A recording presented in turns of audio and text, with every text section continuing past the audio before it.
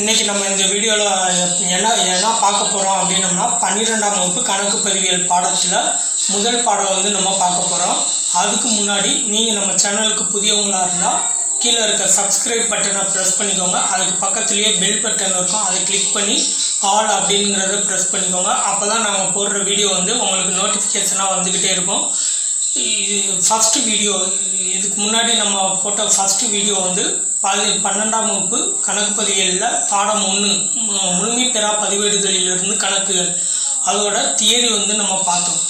இன்னைக்கு வந்து நம்ம பார்க்க போகிறது அந்த முழுமை பெறா பதிவேடுகளில் இருந்து கணக்குகள் அப்படிங்கிறதுல கணக்குகள் வந்து எப்படி போட போகிறோம், சம்மு வந்து எப்படி போட போகிறோம் அப்படிங்கிறத பார்க்க போகிறோம். சம்முக்குள்ளே போகிறதுக்கு முன்னாடி சில ஃபார்மெட்லாம் இருக்குது, அதோட மாதிரி படிவங்கள் இருக்குது, அதை பற்றி பார்ப்போம். முதல்ல வந்து முழுமை பெறா பதிவேடுகளில் இருந்து கணக்குகளில் முதல் ஃபார்மெட் வந்து லாப நட்ட அறிக்கை கண்டுபிடிக்கிறதுக்கான ஃபார்மெட். இதில் வந்து ஃபார்மெட் எப்படி ஆரம்பிக்கணும் அப்படின்னு பார்த்தீங்கன்னா, டேஸில் முடிவடையும் ஆண்டுக்கான லாப நட்ட அறிக்கை அப்படின்னு சொல்லி ஃபார்மெட் வந்து ஆரம்பிக்கிறோம். விவரம் ரூபாய் போட்டுக்கோங்க. முதல்ல வந்து கணக்கில் இறுதி முதல் கொடுத்துருப்பாங்க, அதாவது க்ளோசிங் கேபிட்டல் கொடுத்துருப்பாங்க. அந்த இறுதி முதல்ல எடுத்துக்கோங்க. எடுத்துட்டு அதோட எடுப்புகளை வந்து கூட்டிக்கோங்க, அதாவது டிராயிங்ஸை வந்து கூட்டிக்கோங்க. கூட்டி இன்னர் காலத்தில் அமௌண்ட் போட்டுக்கோங்க.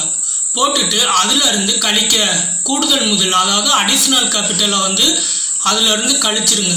கழிச்சு வரக்கூடியது உங்களுக்கு சரிகட்டப்பட்ட இறுதி முதல், அதாவது அட்ஜஸ்டடு க்ளோசிங் கேபிட்டல் அப்படிங்கிறது உங்களுக்கு கிடைக்கும். அதுல இருந்து கழிக்க தொடக்க முதல்ல வந்து கழிச்சிருங்க. தொடக்க முதல் ஓப்பனிங் கேபிட்டலை வந்து கழிச்சிட்டிங்க அப்படின்னா உங்களுக்கு வரக்கூடியது லாபம் அல்லது நட்டம். அதாவது வந்து சரிகட்டப்பட்ட இறுதி முதல் வந்து அதிகமாக இருந்து தொடக்க முதல் உங்களுக்கு கம்மியாக இருந்துச்சு அப்படின்னா உங்களுக்கு அது வரக்கூடியது லாபம். அதே இது சரிகட்டப்பட்ட இறுதி முதல் வந்து கம்மியாக இருந்து தொடக்க முதல் வந்து அதிகமாக இருந்துச்சு அப்படின்னா அது வந்து நட்டம். இதான் வந்து ஃபர்ஸ்ட் ஃபார்மெட், அதாவது லாப நட்ட அறிக்கை கண்டுபிடிக்கிறதுக்கான ஃபார்மெட். இந்த ஃபார்மெட்டை வச்சு தான் நம்ம சம்மு வந்து போட போகிறோம். அடுத்த ஃபார்மெட் என்ன அப்படின்னு பார்த்தீங்கன்னா, நிலை அறிக்கை கண்டுபிடிக்கிறதுக்கான ஃபார்மெட். இந்த நிலை அறிக்கை அப்படிங்கிறது எதுக்காக கண்டுபிடிக்கிறோம் அப்படின்னோம்னா, நம்மளோட முதல் வந்து எவ்வளவு அப்படின்னு தெரிஞ்சுக்கிறதுக்காக இந்த நிலை அறிக்கை வந்து கண்டுபிடிக்கிறோம். நிலை அறிக்கைக்கான ஃபார்மெட் வந்து எப்பயுமே டேஸ் சம் நாலு அன்றைய நிலை அறிக்கை அப்படின்னு தான் ஆரம்பிப்போம். டேஸ் ஏடுகளில், அதாவது யாரோட பேரில் வந்து ஆரம்பிக்கிறோம் அப்படிங்கிறது தான் டேஸ் ஏடுகளில். அடுத்து வந்து டேஸ் நாளையா, எந்த டேட்டில் ஆரம்பிக்கிறோம் அப்படிங்கிறது தான் இதோட ஃபார்மெட். பொறுப்புகள் சொத்துக்கள் போட்டுக்கிறோம். இது வந்து ஆக்சுவலாக நம்ம இருப்பு நிலை குறிப்பு போடுவோம்ல, அதே ஃபார்மெட்டு தான். சொத்துக்கள் பொறுப்புகள் போட்டுக்கோங்க. பொறுப்புகள் சைடு பற்பல கடன் இந்தோர், அதாவது சன்றி கிரெடிட்டார்ஸ் கொடுத்துருப்பாங்க, அதை வந்து போட்டுக்கோங்க. அடுத்து செலுத்தற்குரிய மாற்றுச்சீட்டு பில்ஸ் பேயபிள் கொடுத்துருப்பாங்க, அதை போட்டுக்கோங்க.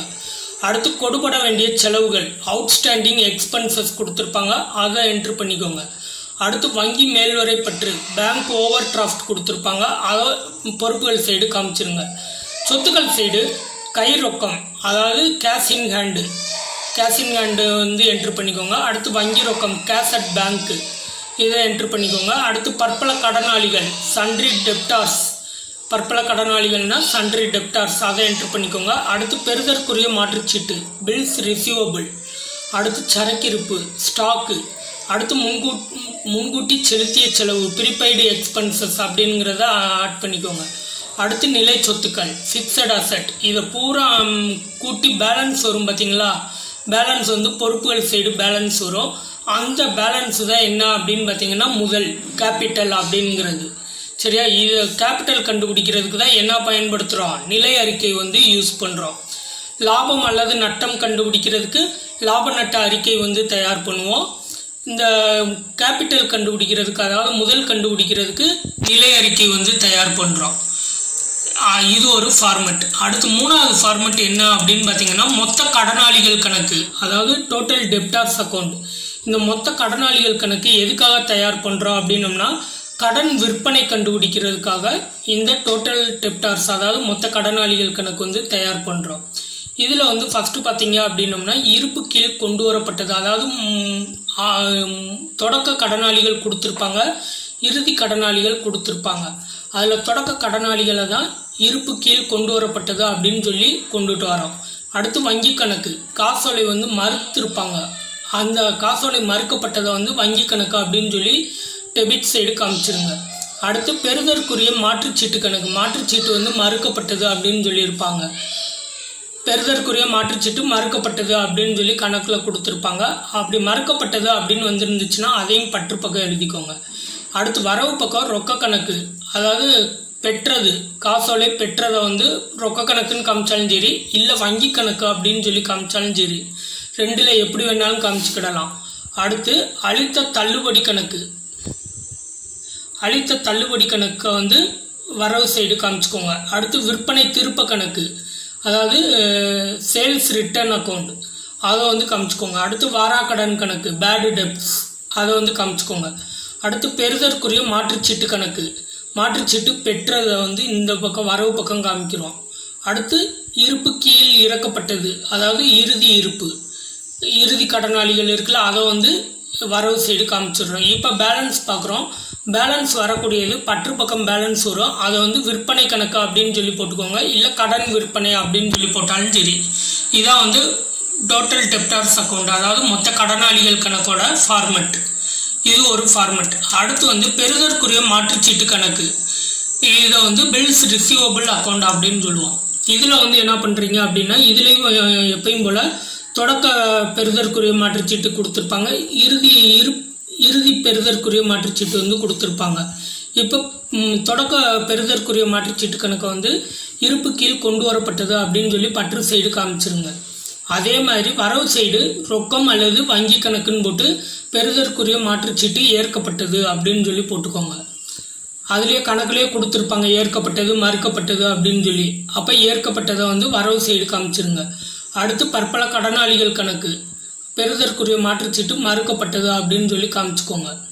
அடுத்து இறுதி பெறுதற்குரிய மாற்றுச்சீட்டு கணக்கை இருப்பு கீழ் இறக்கப்பட்டது அப்படின்னு சொல்லி காமிச்சிட்டு வரக்கூடிய பேலன்ஸை பற்று சைடு பற்பல கடனாளிகள் கணக்கு அப்படின்னு சொல்லி போட்டு பெறுதற்குரிய மாற்றுச்சீட்டு பெற்றது அப்படின்னு சொல்லி போட்டு பேலன்ஸ் பண்ணிடுங்க. இது ஒரு ஃபார்மெட்.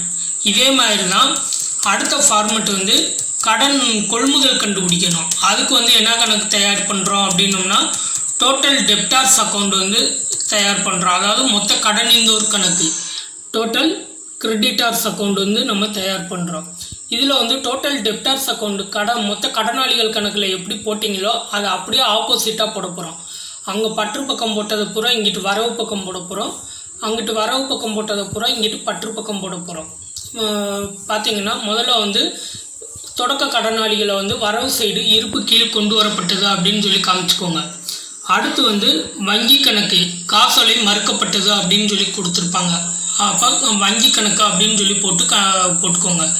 அடுத்து செலுத்தற்குரிய மாற்றுச்சீட்டு கணக்கு, மாற்றுச்சீட்டு மறுக்கப்பட்டது, செலுத்தற்குரிய மாற்றுச்சீட்டு மறுக்கப்பட்டது அப்படின்னு கொடுத்துருப்பாங்க, அதை வந்து வரவு சைடு காமிச்சுக்கோங்க. பற்று சைடு ரொக்க கணக்கு, அதாவது ரொக்கம் செலுத்தியது அப்படின்னு சொல்லி கொடுத்துருப்பாங்க, அதை வந்து ரொக்க கணக்கு அப்படின்னு சொல்லி பற்று பக்கம் காமிச்சுக்கோங்க. அடுத்து வங்கி கணக்கு காசோலை செலுத்தியது, காசோலை செலுத்தியது அப்படின்னா வங்கி கணக்கில் போட்டுக்கோங்க. அடுத்து செலுத்தற்குரிய மாற்றுச்சீட்டு கணக்கு, மாற்றுச்சீட்டு ஏற்கப்பட்டது அப்படின்னு சொல்லி கொடுத்துருப்பாங்க, அப்போ அதை வந்து பற்று சைடு காமிச்சுக்கோங்க.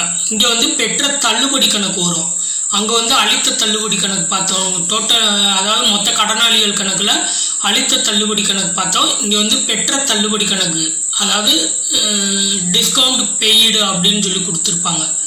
அடுத்து வந்து கொள்முதல் திருப்ப கணக்கு, அதாவது பர்ச்சேஸ் ரிட்டர்ன் அக்கௌண்ட், அதை வந்து போட்டுக்கோங்க. அடுத்து இறுதி இருப்பை வந்து இருப்பு கீழ் இறக்கப்பட்டது அப்படின்னு சொல்லி க்ளோசிங் க்ளோசிங் கிரெடிட்டார்ஸை வந்து இருப்பு கீழ் இறக்கப்பட்டது அப்படின்னு சொல்லி போட்டு பேலன்ஸ் பாருங்க. வரக்கூடிய பேலன்ஸ் வந்து வரவு சைடு வரும், அது வந்து கடன் கொள்முதல் அப்படின்னு சொல்லி போட்டுக்கோங்க. இது வந்து அடுத்த ஃபார்மெட்டு. அதுக்கு அடுத்த ஃபார்மெட் என்ன அப்படின்னு பார்த்தீங்கன்னா பில்ஸ் பேயபிள் அக்கௌண்ட், அதாவது செலுத்தற்குரிய மாற்றுச்சீட்டு கணக்கு. செலுத்தற்குரிய மாற்றுச்சீட்டு கணக்கில் அதே மாதிரி நம்ம பில்ஸ் பேயபிள் ரிசீவபிள் அக்கௌண்ட் எப்படி போட்டோமோ அதே மாதிரி தான் பில்ஸ் பேயபிள் அக்கௌண்ட். முதல்ல வந்து ஓப்பனிங் பில்ஸ் பேயபிள் வந்து கொடுத்துருப்பாங்க, அதாவது தொடக்க செலுத்தற்குரிய மாற்றுச்சீட்டு கொடுத்துருப்பாங்க, அதை வந்து வரவு சைடு இருப்பு கீழ் கொண்டு வரப்பட்டது அப்படின்னு சொல்லி போட்டுக்கோங்க.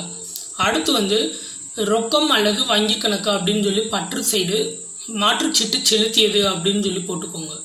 அடுத்து பற்பல கடனீந்தோர் கணக்கு அப்படின்னு சொல்லி செலுத்தற்குரிய மாற்றுச்சீட்டுக்கு மறுக்கப்பட்டது அப்படின்னு சொல்லி போட்டுக்கோங்க.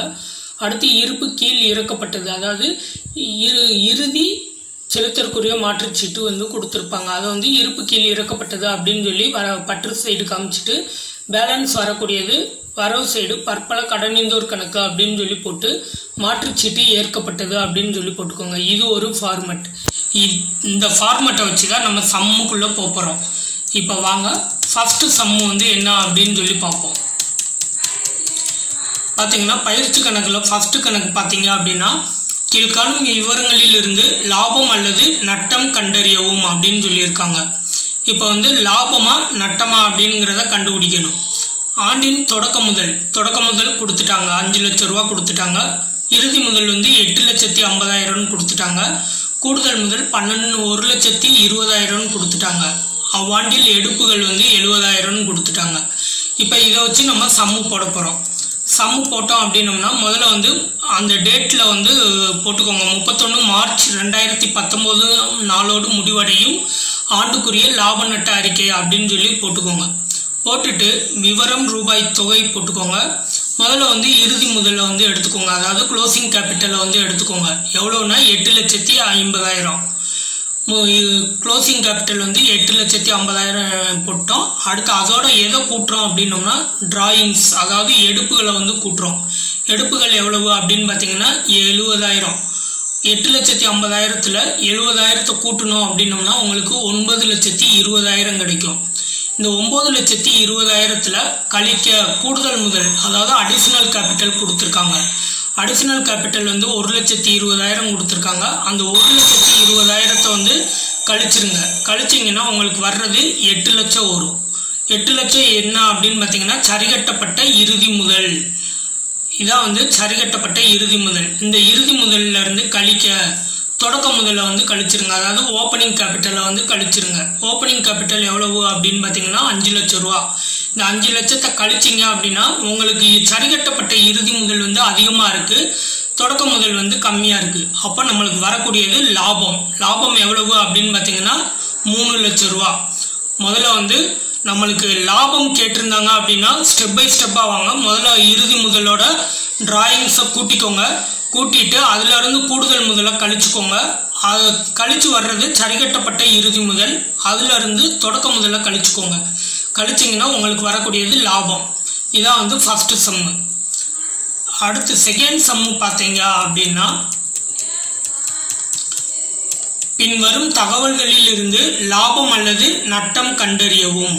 இதுவும் வந்து அதே மாதிரி தான், லாபம் அல்லது நட்டம் கண்டுபிடிக்க சொல்லியிருக்காங்க. அதே மாதிரி தொடக்க முதல் கொடுத்துட்டாங்க. எவ்வளோன்னா 2,20,000. இறுதி முதல் வந்து 1,80,000 கொடுத்துட்டாங்க. கூடுதல் முதல் 40,000. எடுப்புகள் வந்து 50,000 கொடுத்துட்டாங்க. இப்போ அதே மாதிரி 31 டிசம்பர் 2018 நாளோடு முடிவடையும் ஆண்டுக்குரிய லாப நட்ட அறிக்கை அப்படின்னு சொல்லி போட்டுக்கோங்க. போட்டுட்டு முதல்ல வந்து விவரம் தொகை போட்டுக்கோங்க. இறுதி முதல் அதே மாதிரி க்ளோசிங் கேபிட்டல் வந்து 1,80,000 எடுத்துக்கோங்க. அதோட எடுப்புகளை வந்து கூட்டிக்கோங்க. எடுப்புகள் எவ்வளோ கொடுத்துருக்காங்கன்னா 50,000 ரூபா கொடுத்துருக்காங்க. அதை வந்து கூட்டுனீங்க அப்படின்னா 2,30,000 வரும்.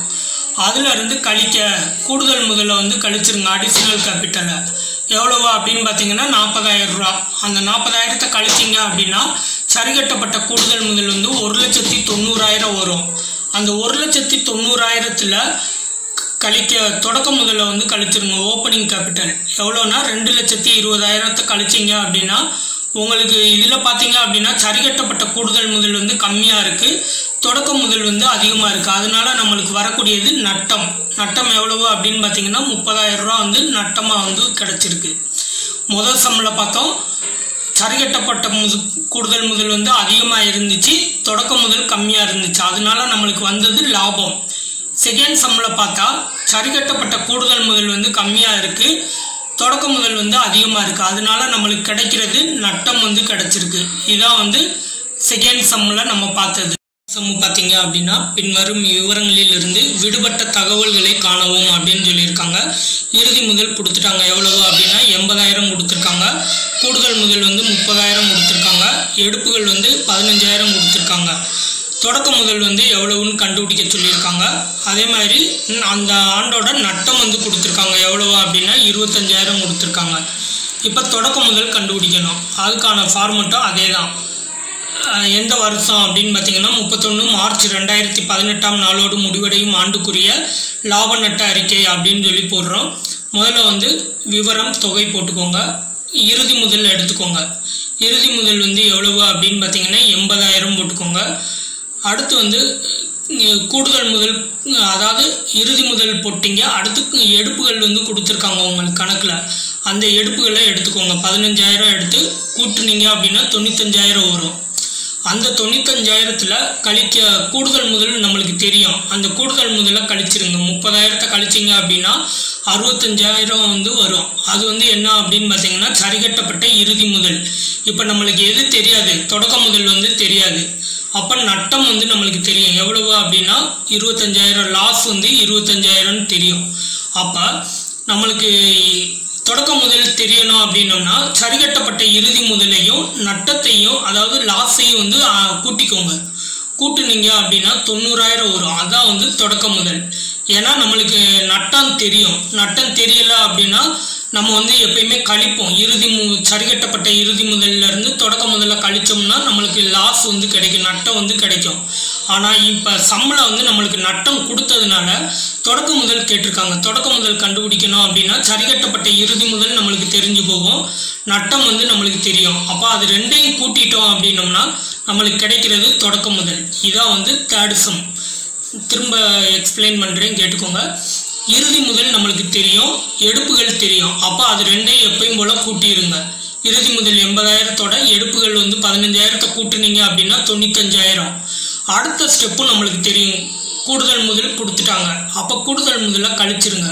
30,000 கழிச்சிங்க அப்படின்னா சரிகட்டப்பட்ட இறுதி முதல் வந்து 65,000 கிடைக்கும். அந்த 65,000 நட்டம் வந்து 25,000 நம்மளுக்கு தெரியும். எப்பயுமே வந்து நட்டம் தான் தெரியாது. இப்போ நட்டம் தெரியறதுனால அந்த சரிகட்டப்பட்ட இறுதி முதலோட நட்டத்தை வந்து கூட்டிடுங்க. கூட்டுனீங்க அப்படின்னா தொடக்க முதல் வந்து நம்மளுக்கு கிடைச்சிரும். 90,000 வந்து நம்மளுக்கு கிடைச்சிரும். இதான் வந்து தேர்டு சம்மு. அடுத்து இது வந்து 4வது சம் பார்த்தீங்க அப்படின்னா பின்வரும் தகவல்களில் இருந்து 2018 டிசம்பர் 31 நாளைய முதல் கண்டறியவும். இதில் வந்து என்ன சொல்லியிருக்காங்க அப்படின்னா இறுதி முதல் வந்து கண்டுபிடிக்க சொல்லியிருக்காங்க. நம்மளோட டேட்டை பாருங்க. தொடக்க முதல் வந்து 1 ஜனவரி 2018 1 லட்ச ரூபா கொடுத்துட்டாங்க. அப்போ 1 ஜனவரினா இறுதி முதல் வந்து டிசம்பராக தான் இருக்கும். அப்போ 31 டிசம்பர் 2018 முதல் வந்து கண்டுபிடிக்க சொல்லியிருக்காங்க. அதே மாதிரி உரிமையாளர் தனது சொந்த பயனுக்காக சரக்கு எடுத்தது, அதைத்தான் வந்து எடுப்புகள் அப்படின்னு சொல்லுவாங்க. டிராயிங்ஸ் வந்து 30,000 கொடுத்துட்டாங்க. அடுத்து வந்து அவ்வாண்டில் கொண்டு வந்த கூடுதல் முதல் எவ்வளவு அப்படின்னு பார்த்தீங்கன்னா 15,000 ரூபா. அடுத்து அவ்வாண்டின் லாபம் வந்து 60,000 ரூபா கொடுத்துட்டாங்க. இப்போ அடுத்த சம்முக்குள்ளே போனோம்னா டேட்டு போட்டுக்கோங்க. 31 டிசம்பர் 2018 நாளோடு முடிவடையும் ஆண்டுக்குரிய லாப நட்ட கணக்கு அப்படின்னு சொல்லி போட்டு விவரம் தொகை போட்டுக்கோங்க. இப்போ வந்து நம்மளுக்கு இறுதி முதல் தான் தெரியாது. இறுதி முதல் தெரிஞ்சிச்சு அப்படின்னா மேல இருந்து வருவோம். இப்போ இறுதி முதல் தெரியாததுனால கீழே இருந்து வாங்க. கீழே முதல்ல வந்து லாபம் நம்மளுக்கு தெரியும். லாபம் எவ்வளவு இருக்கு? 60,000 ரூபா இருக்கு. அப்போ லாபத்தை போட்டுக்கோங்க.